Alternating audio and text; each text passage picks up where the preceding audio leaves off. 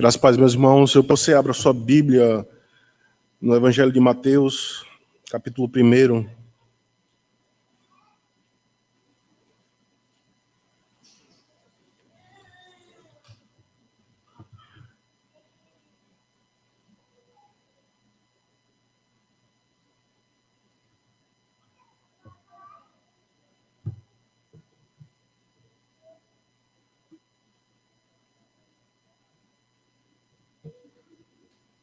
Evangelho de Mateus, capítulo 1. Nessa manhã nós faremos a leitura como também a exposição do verso 18 até o final do capítulo, até o verso de número 25.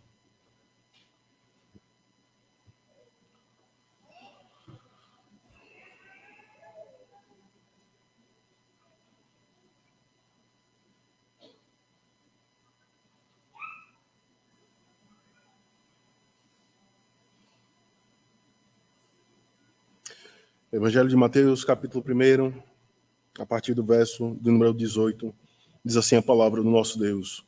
Ora, o nascimento de Jesus Cristo foi assim: estando Maria, sua mãe, desposada com José, sem que estivesse antes coabitado, achou-se grávida pelo Espírito Santo. Mas José, seu esposo, sendo justo e não a querendo infamar, resolveu deixá-la secretamente.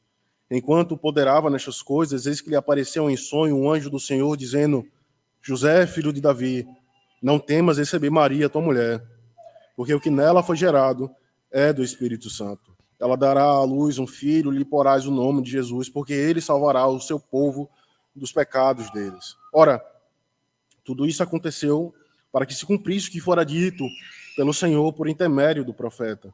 Eis que a virgem conceberá e dará à luz um filho, e ele será chamado pelo nome de Emanuel, que quer dizer Deus conosco.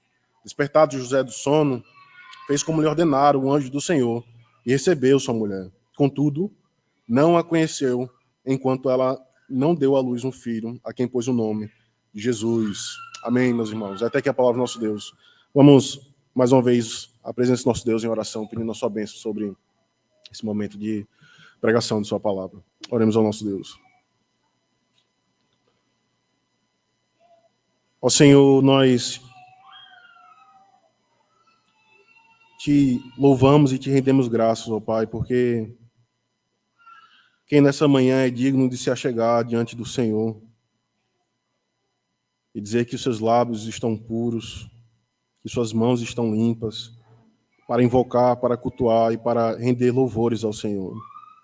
Certamente ninguém pode fazer isso, ó Pai, mas nós te louvamos porque há apenas um e somente um que pode fazer isso, que é o nosso Senhor e Salvador Jesus Cristo. Nós te louvamos porque a nossa alma está unida a Ele e por isso o Senhor enxerga os nossos lábios e as nossas mãos como se estivessem puras.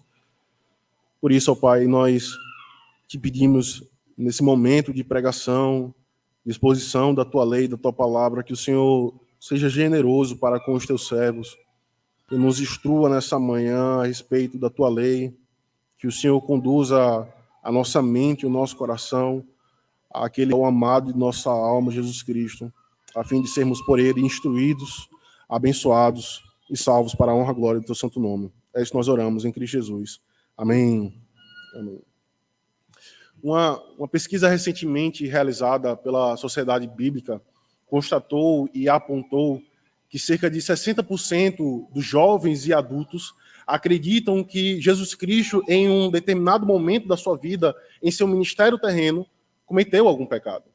Note, eles não são descrentes, eles não são de outras religiões, mas eles acreditam que Cristo, em um determinado momento de sua vida, cometeu algum pecado.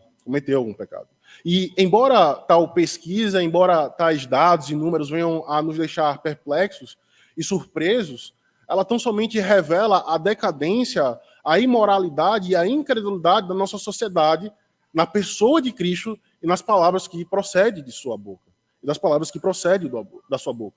No entanto, quando damos 2 passos para trás e buscamos entender a fundo e examinar o porquê de tais conclusões e convicções estarem permeando e circundando a nossa sociedade, notamos que tais percepções a respeito de Cristo e do seu evangelho não é nada mais, nada menos do que um ecoar daquilo que esteve no coração dos primeiros leitores do evangelho de Mateus, o evangelho que nós lemos nessa manhã, isto é, os judeus do primeiro século.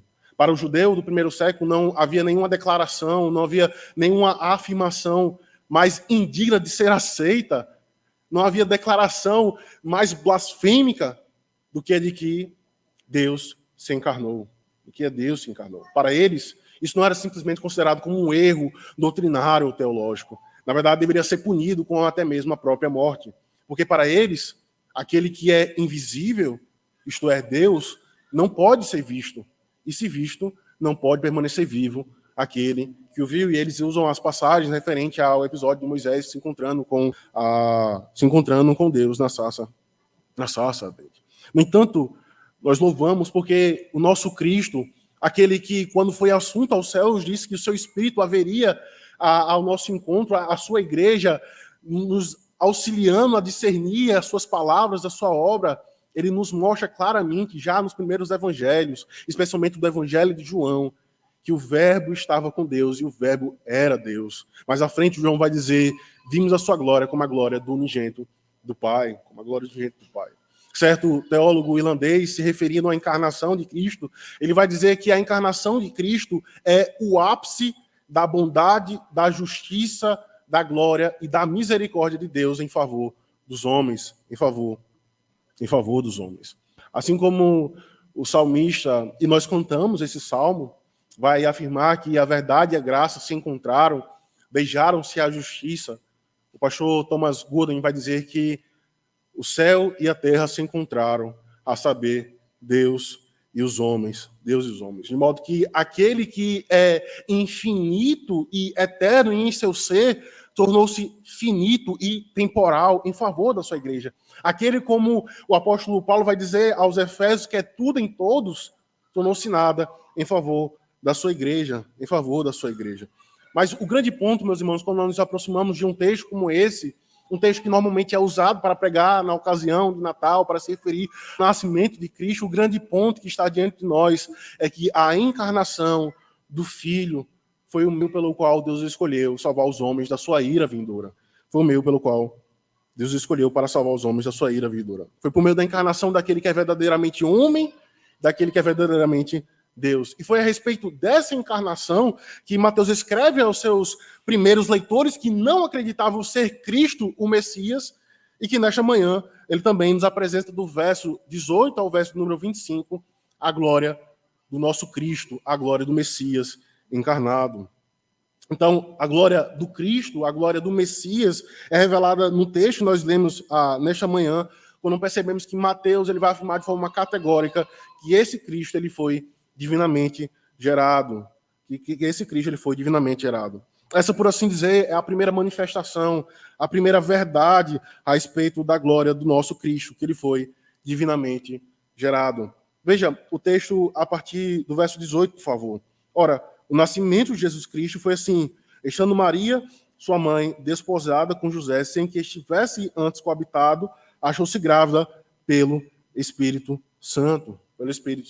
Nos versos anteriores a esse que nós lemos, Mateus ele descreve a genealogia de Cristo para mostrar que todas as profecias do Antigo Testamento que afirmavam que o Messias seria descendente de Abraão, pertencente da tribo de Judá e membro da família real de Davi, cumpriram-se na pessoa de Cristo. Em outras palavras, Mateus afirma, e ele estava querendo afirmar, que Cristo, esses que vocês crucificaram, é o Messias da parte de Deus, em favor do seu povo. E este Cristo, ele é verdadeiro, ele é histórico, ele possui uma descendência humana. Entretanto, assim como Mateus, ele prova que Cristo possui uma descendência humana, ou seja, do verso 1 ao verso de número 15, ele também prova que Cristo ele possui uma descendência divina.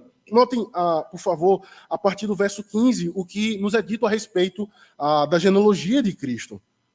Eliúde, a partir do verso 15, gerou a Eleazar, Eleazar a Matã, Matã a Jacó, e Jacó gerou a José, marido de Maria, da qual nasceu Jesus que se chama o Cristo. Ou seja, todos aqueles que vieram antes de Cristo, na genealogia, foram ordinariamente concebidos, foram ordinariamente gerados por meio de uma relação entre homem e mulher, entre marido e esposa. Todavia, não é por acaso, ao chegar em Cristo, não nos é dito que ele foi gerado por meio da relação entre José e Maria, mas que ele tão somente nasceu de uma mulher virgem. A mulher seria Maria. Mateus nos mostra que, ainda que Cristo ele possua uma descendência materna, por assim dizer, sendo Maria, agora, em sua encarnação, ele nos mostra que a sua descendência paterna é a própria Trindade, porque ele foi concebido, porque ele foi gerado pelo Espírito Santo. E aí que, naturalmente, meus irmãos, quando nós nos aproximamos de uma passagem como essa, fica muito claro o agir da Santa Trindade em favor dos eleitos do Senhor, em favor da salvação dos homens. Deus Pai, ele, antes da fundação do mundo, elege um povo para si, para habitar com ele, para todo sempre, no novo céus e na nova terra. Deus Filho voluntariamente se encarna, assumindo a nossa natureza, a natureza de homem, se submete à lei que o próprio Deus criou.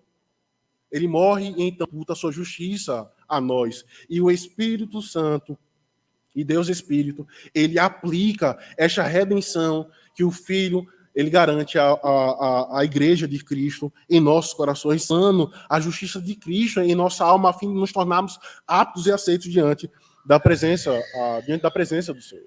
Foi justamente por causa, como dizer, os nossos padrões, por causa dessa condescendência da Trindade vindo ao encontro do homem, é que o homem, ele hoje pode verdadeiramente ser salvo diante do Senhor e ter a vida eterna. É por isso que todos aqueles que estão unidos a Cristo e confessam ao seu nome como sendo o Senhor e Salvador e legislador da sua alma e da sua vida, podem sim, pelo Espírito Santo, terem acesso ao Pai. No entanto, ao tratarmos de uma doutrina como essa, a doutrina da encarnação, talvez, naturalmente, algumas perguntas elas possam surgir em nossos corações. E talvez uma delas seja, por que Cristo ele precisou se encarnar? Afinal, a Bíblia afirma que Deus é soberano e todo-poderoso. Porque aquele que é soberano e todo-poderoso, não, no estralar de dedos, decretou que todos os homens fossem justos e santos diante de sua presença.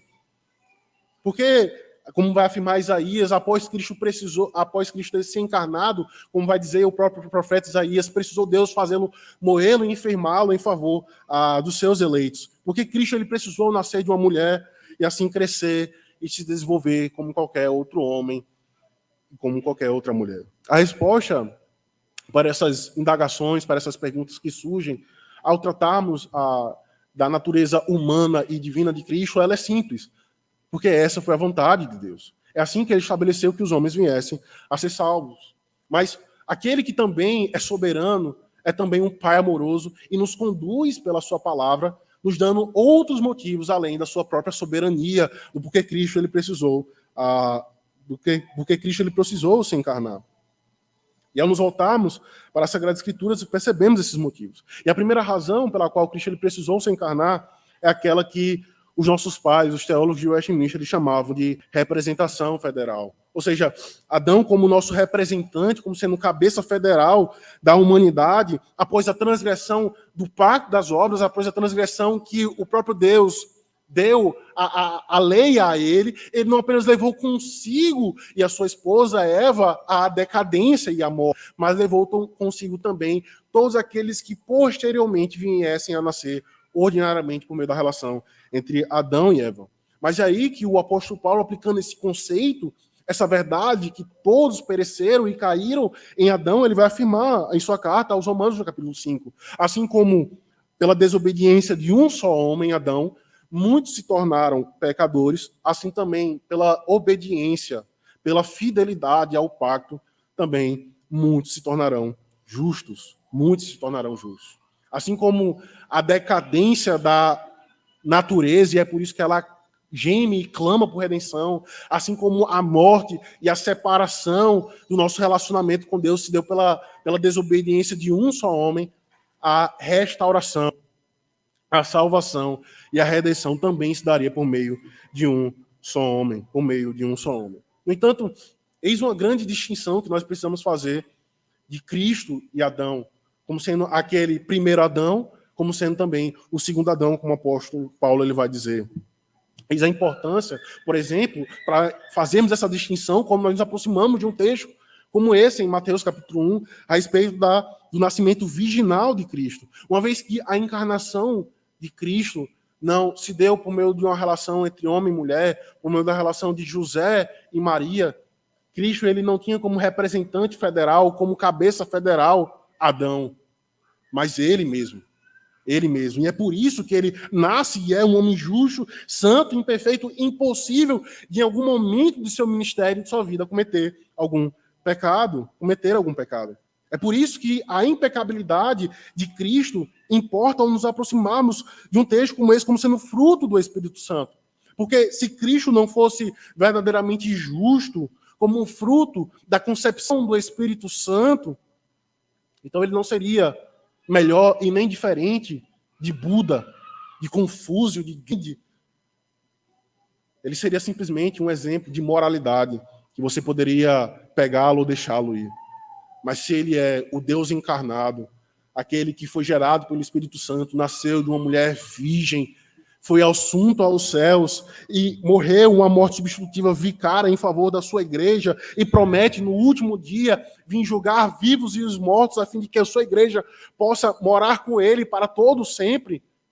Então, Cristo não foi simplesmente alguém que veio anunciar coisas boas da parte de Deus, mas ele é o próprio Deus, capaz de salvar todos aqueles que nascem em pecado. Todos aqueles que nascem em pecado. É por isso que Cristo ele precisou se encarnar. A segunda razão, meus irmãos, do porquê Cristo ele precisou se encarnar, e aqui eu finalizo a respeito dos motivos e das razões do porquê Cristo ele precisou se encarnar, é a mesma razão pela qual Adão, no jardim do Éden, olhou para todos aqueles animais e não viu ninguém que lhe fosse idôneo, ninguém que lhe fosse semelhante, ninguém que lhe fosse adequado. É por isso, à luz de uma verdade da doutrina como essa, nós nos aproximamos dos livros como, por exemplo, de Levíticos ou Números. Nós observamos inúmeros sacrifícios que o próprio Deus ordena à sua igreja para serem realizados, para cobrir o pecado, mas nenhum sendo capaz de salvar os homens e os torná-los verdadeiramente justos diante do Senhor. Mas aí Adão, quando ele olha para aqueles animais, que também foi morto naquela ocasião do Jardim do Éden, para usar daquele manto para cobrir da sua iniquidade e não ficarem nus diante da presença do Senhor, Adão vai dizer, nenhum animal desse é semelhante a mim. Mas aí a igreja de Cristo, quando olha para uma passagem como essa, quando ela olha para o seu Redentor, ela não vai dizer, o meu Redentor, ele é um animal, como no Jardim do Éden, e nem como na antiga aliança, que precisou ser morto para cobrir o meu pecado. Mas o meu Redentor é carne da minha carne e ossos dos meus ossos. Ele é carne da minha carne e ossos dos meus ossos. Esses são os motivos do porquê Cristo ele tinha que se encarnar. Com isso, Mateus mostra aos seus leitores e nos mostra nesta manhã que a glória de Cristo, a glória do Messias prometido do Senhor, prometido pelo Senhor através de tipos e sombras na antiga aliança, se confirmou e se cumpriram em Cristo no fato dele ser divinamente gerado. No fato dele ser divinamente gerado. A segunda razão, meus irmãos, para nós vermos nessa manhã a respeito da glória desse Cristo, é que ele é o nosso Salvador amado. Em primeiro lugar, Cristo, ele foi divinamente gerado e ele é, em segundo lugar, o nosso Salvador amado. O texto irá nos dizer no verso de número 21, ela dará à luz um filho e lhes porás o nome de Jesus, porque ele salvará o seu povo dos pecados deles. Após Mateus mostrar que Deus falou por meio da história, através da genealogia de Cristo, como também mostrando a sua descendência humana, após ele mostrar que Cristo, apesar de ter nascido de uma mulher, ele era completamente Deus, agora Mateus ele passa a mostrar o propósito da Trindade na encarnação do Filho. E que propósito é esse? O próprio Mateus irá dizer, ele e lhes porás o nome de Jesus, porque ele salvará o seu povo dos pecados deles. Cristo ele se encarna para nos salvar da culpa do pecado, do domínio do pecado e das consequências eternas do pecado. das consequências eternas do pecado. Mas aí, uma outra pergunta pode surgir, onde o próprio Mateus ele vai dizer o propósito pelo qual Cristo ele se encarnou, e uma delas é: quem faz parte desse povo que Cristo ele veio salvar da culpa, do domínio e das consequências do pecado? Será que era apenas os judeus, como muitos acreditavam naquela época e entendiam naquele contexto? O texto, de forma muito clara, já na própria genealogia de Cristo, nos mostra que Cristo ele veio salvar não o mundo todo, mas todos aqueles que estão espalhados pela face da terra, seja judeus ou sejam gentios. Cristo ele se encarnou para salvar o seu povo, que é de toda raça, toda tribo, língua e nação. Diferente de como alguns pensam e pregam essa doutrina, que Cristo ele morreu para salvar todo mundo, Mateus, de forma muito clara e enfática, mostra-nos que ele veio salvar um povo específico, o povo da aliança, o povo da aliança. E é interessante nós entendermos isso, porque há um certo conflito em nossas mentes e corações, quando nós nos aproximamos de passagens do Novo Testamento, onde irá se referir ou trazer a ideia de que Cristo ele salvou para salvar todo mundo. O texto de 1 João irá nos dar esse entendimento de que Cristo ele veio salvar o mundo todo. Mas quando nós olhamos, meus irmãos, para o todo da revelação, nós percebemos que aquele Deus que escolheu um povo, dar uma lei para ele lá num sermão, no monte Sinai, por meio de Moisés, é o mesmo Deus que separa um povo com Abraão, dizendo que ele seria o modelo de fé agora. E agora, essa bênção que foi destinada a Abraão é agora anunciada a todas as nações. E todos aqueles que se aproximarem e crerem por meio da fé, que Deus, ele é aquele que enviou o seu Filho para salvá-lo, para salvar a humanidade, também será salvo. Foi por isso que Cristo se encarnou, ressuscitou e foi assunto aos céus, e pelo seu Espírito Santo aplica a sua justiça a mim e me une a ele, me livrando da culpa, do domínio, das consequências do pecado, da culpa e das consequências do pecado. Porque, como o apóstolo Paulo vai dizer em Gálatas, já não sou eu mais quem vive, mas Cristo vive em mim. E esse viver que tenho na carne, vivo pela fé no Filho de Deus que me amou e assim mesmo se entregou. É por causa disso que ele é o nosso Salvador, amado, como afirma Salomão apontando para Cristo. O meu amado, ele é meu e eu sou dele, e ele apacenta o seu rebanho entre os lírios do campo. A terceira e última verdade, e Mateus ele mostrou aos seus leitores e também nos mostra nessa manhã, meus irmãos, a respeito da glória de Cristo, a respeito da glória do Messias, é que ele habita ao nosso lado. Ele habita ao nosso lado. Mateus vai dizer, a partir do verso número 22, ora, tudo isso aconteceu para que se cumprisse o que fora dito pelo Senhor, por intermédio do profeta, e aqui é o profeta Isaías. Eis que a virgem conceberá e dará à luz um filho, e ele será chamado pelo nome de Emanuel, que quer dizer Deus conosco, Deus conosco.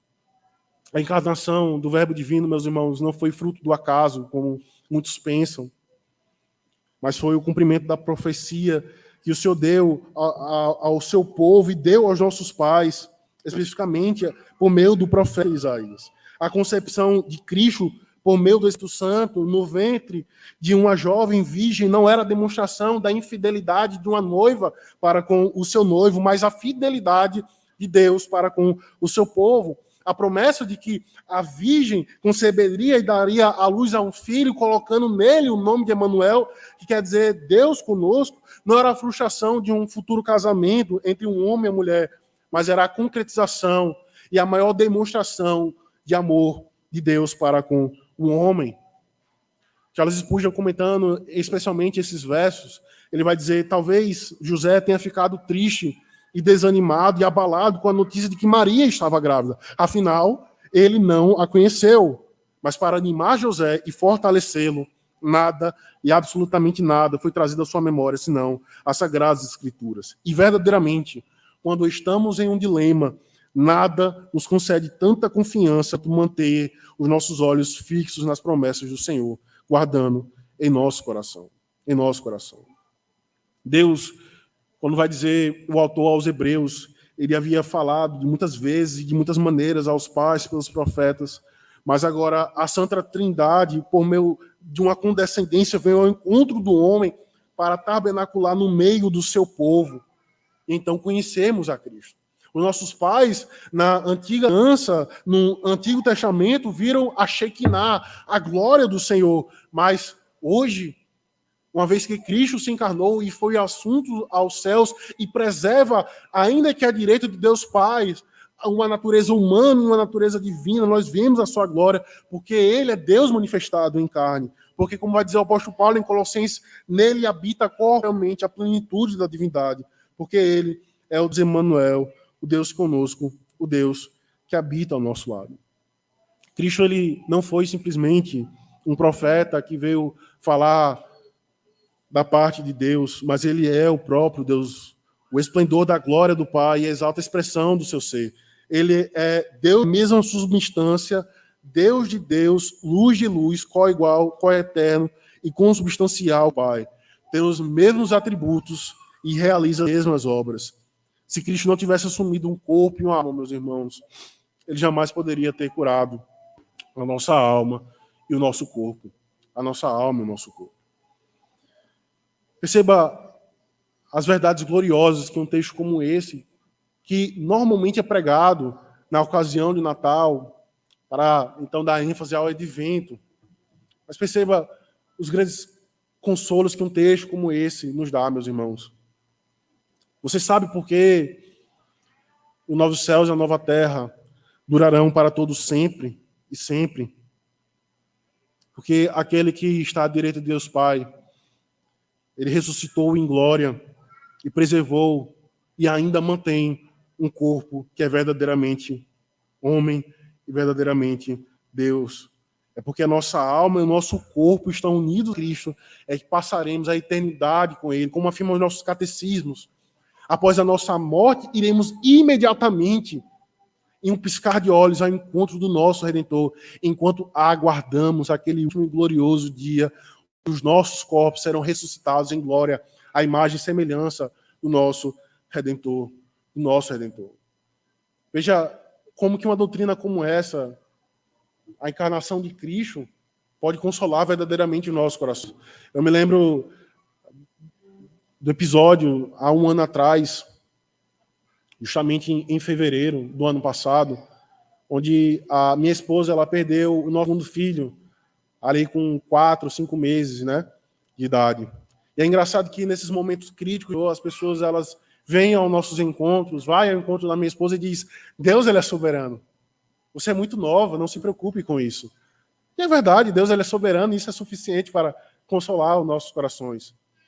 Mas o que verdadeiramente consola os nossos corações em um momento crítico como esse, de uma perda de um filho, ou de um ente querido, ou até mesmo sermos debilitados em nosso corpo físico, ficando acamados ou em uma cadeira de roda, não é simplesmente sabermos que Deus ele é soberano, mas é sabermos que naquele glorioso dia, naquele grande e glorioso dia, o meu filho, ele irá ressuscitar em glória, em majestade, à semelhança do seu Redentor, porque o seu Redentor, ele preservou um corpo que é verdadeiramente homem, verdadeiramente Deus.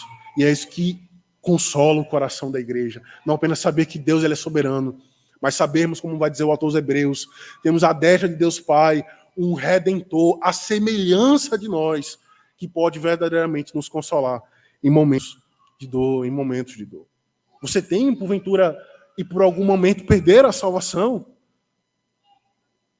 A salvação ela só pode ser perdida, e a garantia de que nós iremos nos encontrar com o nosso Redentor, se Deus Pai expulsar o Deus Filho, que tem um corpo de um homem, à sua destra dos céus. Acredito que você sabe que isso jamais irá acontecer, mas o Pai irá expulsar o Filho dos céus. Cristo não veio ao mundo, meus irmãos, simplesmente por nós, mas nós viemos ao mundo por causa de Cristo. E é por isso que quando nós olhamos para passagens em Cantares de Salomão, quando Salomão diz: o meu amado, ele é o mais distinto, ele é o mais glorioso dentre milhares. Não simplesmente porque ele é justo e bom, não simplesmente porque ele nos ensina a termos e vivemos uma vida de retidão, mas porque ele, a semelhança de Adão, nós podemos dizer: o meu Redentor é carne da minha carne, e ossos dos meus ossos, e ossos dos meus ossos. Que o Senhor, meus irmãos, nos abençoe, mas acima de tudo e acima de qualquer outra bênção, possa levar os nossos corações a amarmos esse Cristo que está à direita de Deus Pai, cujo coração pulsa em favor da sua igreja, ansiando estar com ela para todo sempre. Amém. Oremos ao Senhor.